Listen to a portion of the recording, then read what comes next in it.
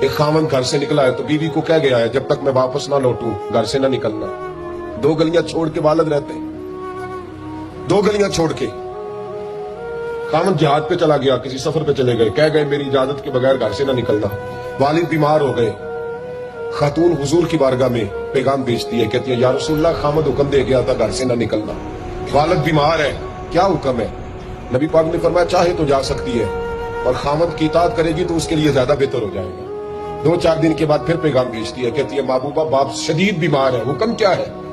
نبی پاک علیہ الصلوۃ والسلام نے فرمایا چاہے تو جا سکتی ہے, کیونکہ حضور شارع ہے نا, مختار ہے شرعی معاملات میں, کسی کو چاہے تو کسی چیز کی بھی اجازت عطا فرما سکتے ہیں. فرمایا میں اجازت دیتا ہوں جا سکتی ہے, پر خاوند کی اطاعت میں رہے گی تو اس کے لیے بہتر. حد ہو گئی بھائیو, حد ہو گئی.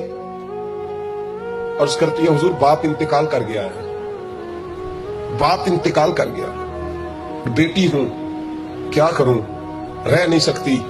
حضور نے فرمایا میں اجازت دیتا ہوں چلی جائے, پر خاوند کی فرما برداری کرے گی تو بہتر ہو جائے گا.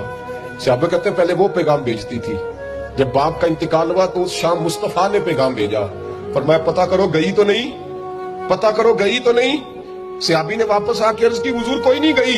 فرمایا جاؤ اسے جا کے میری طرف سے خوشخبری دے دو کہ تو نے اپنے خاوند کی فرما برداری کی ہے, رب کریم نے تجھے بھی بخش دیا ہے, تیرے باپ کی بھی بخشش فرما دی, تیرے اس عمل نے تیرے باپ کی بخشش کا سبب بنا دیا ہے.